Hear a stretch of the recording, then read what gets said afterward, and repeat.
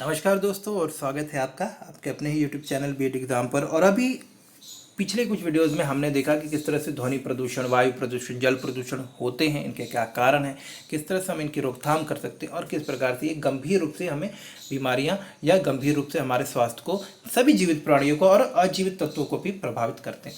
आइए इसी क्रम में एक महत्वपूर्ण प्रदूषण के प्रकार जिसे कि हम मृदा प्रदूषण, जिसे कि हम मिट्टी का प्रदूषण भी कह सकते हैं, सॉइल पॉल्यूशन कह सकते हैं, इसके बारे में यहाँ पर अभी चर्चा करते हैं। इसके रोकथाम के बारे में बात करेंगे, इससे होने वाली गंभीर समस्याओं के बारे में बात करेंगे और किस तरह से आपको एग्जाम में लिखना है, हम इसके ऊपर भी चर्चा करेंगे। तो आइए वीडियो को आगे बढ़ाते हैं और थोड़ा से डिटेल दोस्तों बात करते हैं अगर मृदा प्रदूषण की। तो मृदा की गुणवत्ता और इसकी उर्वरक शक्ति को प्रतिकूल रूप से प्रभावित करने वाले किसी भी पदार्थ का भूमि में मिलना मृदा प्रदूषण कहलाता है। जी हाँ दोस्तों, यहाँ पे समझने का प्रयास करेंगे। बहुत ही सिंपल सा डेफिनेशन है लेकिन बहुत ही कारगर है कि मृदा की गुणवत्ता और इसकी उर्वरा शक्ति पर अगर किसी भी प्रकार से प्रतिकूल प्रभाव पड़ता हो, जिसके लिए कोई भी ऐसा तत्व जो कि उसमें मिलता है, घुलता है और उसकी मृदा उर्वरा शक्ति को प्रभावित करता है, तो हम उसे मृदा प्रदूषण कहते हैं। प्रायः जल भी भूमि को प्रदूषित करने वाले कारकों में से एक होता है। प्लास्टिक, कपड़ा, ग्लास, धातु और जैव पदार्थ, सीवेज की जो गाद होती है, निर्माण कार्य का मलबा, ऐसा कोई भी ठोस या कूड़ा करकट जो घरों, व्यवसाय और औद्योगिक स्थान से निकलता हो, मृदा प्रदूषण में वृद्धि करता है। राख, लोहा और लोहे के कचरे, चिकित्सीय और औद्योगिक कूड़ा जिन्हें कभी भी जमीन में डाल दिया जाता है, मृदा प्रदूषण के प्रमुख स्रोत के रूप में काम करता है। इसके साथ ही उर्वरक, कीटनाशक जो खेतों में प्रयोग किए जाते हैं, मिट्टी के मिट्टी में मिल जाते हैं और नगर के कूड़े करकट से गड्ढे का भरना मृदा प्रदूषण के प्रमुख रूप में काम करता है। अम्लीय वर्षा, प्रदूषकों का सूक्ष्म संग्रह जो धरती के तल पर किया जाता है, जैसे कि हम कूड़ा फेंकते हैं या कूड़ा करकट एकत्रित करते रहते हैं, ये भी मृदा प्रदूषण को बढ़ावा देता है। ये मृदा प्रदूषण का गंभीर और महत्वपूर्ण कारक होता है। आइए देखते हैं कि मृदा प्रदूषण के प्रमुख स्रोत क्या हैं, सोर्सेस ऑफ सॉइल पॉल्यूशन क्या हैं, एक एक करके समझते हैं। सबसे प्रमुख गंभीर स्रोत जो है वो है प्लास्टिक। जी हाँ दोस्तों, प्लास्टिक कम घनत्व वाली पॉलिथीन, लो डेंसिटी पॉलिथीन जैसे कि प्लास्टिक थैलियाँ बनती हैं, वास्तव में कभी भी नष्ट नहीं होती और इसके कारण एक विकराल पर्यावरणीय संकट उत्पन्न होता है। जो हम थैलियाँ फेंक देते हैं, नालियों और सीवेज में जाकर वो रुक जाती हैं और पानी के बहाव को रोक देती हैं। उन थैलियों में बचा कुचा खाना या सब्जी आदि रख देने से, छिलके फेंकने से गाय और कुत्ते या ऐसे जो भी जानवर जो उन्हें खाते हैं, वो प्लास्टिक के कारण दम घुटने से उनकी मौत हो जाती है। प्लास्टिक एक अजैव निम्नकरणीय पदार्थ है, जिनका कि मतलब आप समझ सकते हैं कि नॉन डिग्रेडेबल चीज़ है, जिसका कि विघटन संभव नहीं है, जल्दी संभव नहीं। तो प्लास्टिक के कूड़े कचरे के ढेर के साथ जलने पर अत्यधिक विषैलु गैसेज भी उत्पन्न होती है, जैसे कि carbon dioxide, carbon monoxide, carbon oxide, phosgene, dioxin, अन्य जहरीले क्लोरीनीकृत यौगिक निकलते हैं जो कि वायु प्रदूषण का भी कार्य करते हैं। औद्योगिक स्रोत, देखिए मृदा प्रदूषण के लिए औद्योगिकरण की प्रक्रिया, औद्योगिक धंधों से निकलने वाले जो घरेलू गंभीर जो तत्व होते हैं, इसमें धूल, राख, रासायनिक अवशिष्ट, धातु और नाभिकीय कचरा शामिल है। बड़ी संख्या में, बड़ी मात्रा में औद्योगिक रसायन, रंजक, एसिड इत्यादि किसी न किसी प्रकार से मिट्टी के जल में मिल जाते हैं और स्वास्थ्य संबंधित समस्याओं, यहाँ तक कि कैंसर का भी कारण बनते हैं। कृषि संबंधित गतिविधियाँ, जैसे कि यहाँ पर देखते हैं, अभी यहाँ पर देखेंगे कृषि संबंधित गतिविधियाँ, कृषि रसायन, विशेषकर रासायनिक उर्वरक और कीटनाशक भूमि को प्रदूषित करते हैं। इन खेतों से बहने वाले पानी के साथ बहकर आने वाले उर्वरक जल निकाय में मिल जाते हैं, जिसके कारण जल संकायों में सुपोषण की समस्या होती है, यूट्रिफिकेशन की प्रक्रिया होती है। कीटनाशक दवाइयाँ बहुत विषाक्त होती हैं और जो मनुष्य और पशुओं पर प्रतिकूल प्रभाव डाल सकती है, जिसके कारण स्वास्थ्य संबंधी अनेक गंभीर समस्याएं जैसे कैंसर और यहाँ तक कि मृत्यु भी हो जाती है। तो ये चीज़ें हमको ध्यान रखें। मृदा प्रदूषण को आखिर कंट्रोल कैसे किया जाए? जी हाँ दोस्तों, अगर बात करते हैं मृदा प्रदूषण, सॉइल पॉल्यूशन की कंट्रोल की, तो यहाँ पर देखेंगे बिना विचारे अविनाश ठोस कूड़े को कहीं भी फेंकने से हमें बचना चाहिए। मृदा प्रदूषण को रोकने के लिए प्लास्टिक थैली का उपयोग हमें कम से कम करना होगा। इसके स्थान पर कपड़े या निम्न स्तर की जो सामग्री जैसे कि कागज आदि का प्रयोग करना चाहिए। सीवेज का प्रयोग उर्वरकों या भरवाव के लिए करने से पूर्व अच्छी तरह से उपचारित होना चाहिए। घरों से, खेती से निकलने वाले जैविक पदार्थों और अन्य छोटी छोटी चीज़ों का अलग अलग छांट कर रखना चाहिए, जिससे कि वर्मी कंपोस्टिंग हो सके।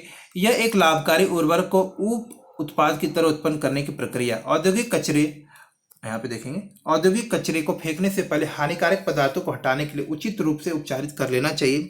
जैव चिकित्सा संबंधी कूड़े को पृथक करके यानी कि अलग अलग करके रखना चाहिए और उचित रूप से जलने वाले उपकरण इंसिनरेटर्स से भस्म कर देना चाहिए। तो ये कुछ तरीके हैं जिससे कि हम मृदा प्रदूषण को कंट्रोल कर सकते हैं। अब बात करते हैं एक महत्वपूर्ण और गंभीर पर्यावरणीय प्रदूषण के बारे में। तो दोस्तों हम लोग यहाँ पर बात करेंगे अभी थर्मल प्रदूषण की, जिसको तापीय प्रदूषण भी कहते हैं, यानी कि अत्यधिक ऊर्जा के कारण, अत्यधिक ताप के कारण जो पर्यावरण को नुकसान पहुंचा उसे हम लोग थर्मल या तापीय प्रदूषण कहते हैं। आइए इसे डिटेल में थोड़ा समझने का प्रयास करते हैं। दोस्तों बात कर रहे हैं थर्मल प्रदूषण की। तो पावर प्लांट उष्मीय और नाभिकीय, रासायनिक और अन्य अनेक उद्योग धंधे करने के उद्देश्य के लिए बहुत मात्रा में जल का प्रयोग करते हैं। लगभग संपूर्ण प्राप्त जल का 30% जल जो है अब पावर प्लांट्स में इस्तेमाल होता है। और ये पानी जब वापस इस्तेमाल होने के बाद गर्म पानी नदियों, जलधाराओं और समुद्र में छोड़ दिया जाता है, तो ये कहीं ना कहीं थर्मल प्रदूषण, तापीय प्रदूषण का रूप में काम करता है। ब्रायलर और गर्म करने की प्रक्रिया से निकले बेकार व्यर्थ उष्म ठंडा करने वाले जल का तापमान बढ़ा देते हैं। तो जो बेकार पानी फैक्ट्रीज वगैरह से निकलता है वो गर्म होता है और कहीं ना कहीं जब वो साधारण जल यानी कि जलाशयों में, समुद्र के जल में मिलता है तो उसके पानी को गर्म कर देता है। गर्म पानी जिस जल में मिलता है उसका तापमान आसपास के जल के तापमान से 10 से 15 डिग्री अधिक बढ़ जाता है और यह तापीय प्रदूषण, थर्मल पॉल्यूशन कहलाता है। जी हाँ दोस्तों, बहुत ही इंपॉर्टेंट डेफिनेशन है और आप इसको बहुत ही आराम से लिख सकते हैं। कितनी अच्छी तरीके से यहाँ पर समझाने का प्रयास किया है। पानी का तापमान बढ़ने से पानी में घुली ऑक्सीजन की मात्रा कम हो जाती है, जिसके कारण जलीय जीवन पर प्रतिकूल और विपरीत प्रभाव पड़ता है।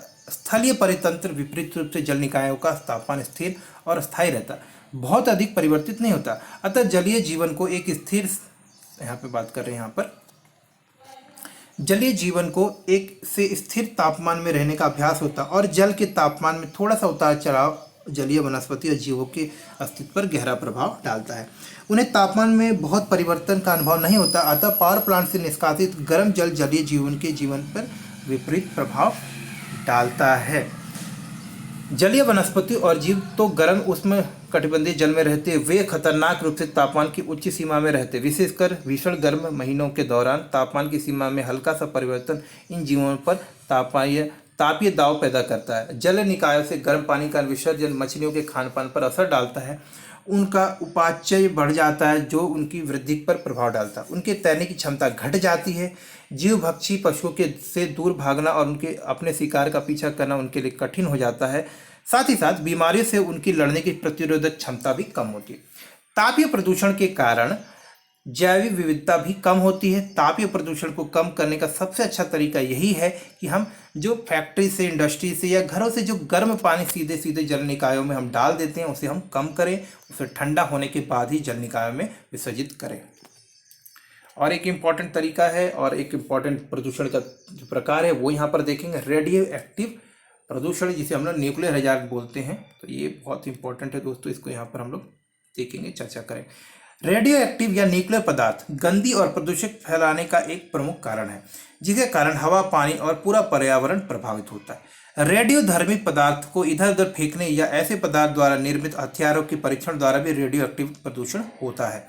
रेडियोधर्मी पदार्थों के खनन के दौरान भी विभिन्न प्रकार की गैसें निकलती हैं, विकिरण निकलती है, जो मानव जीवन व पर्यावरण के लिए नुकसानदेह है।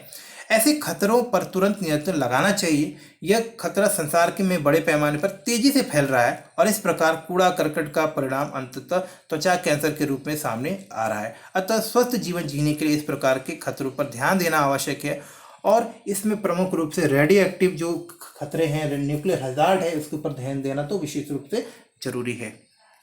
रेडियो एक्टिव पदार्थों के प्रकार, देखिए बहुत इंपॉर्टेंट क्वेश्चन है दोस्तों, इसको देखेंगे कि रेडियो एक्टिव पदार्थों के प्रकार क्या क्या हो सकते हैं। रेडियो एक्टिव पदार्थों के प्रकार, टाइप्स ऑफ न्यूक्लियर हैजार्ड।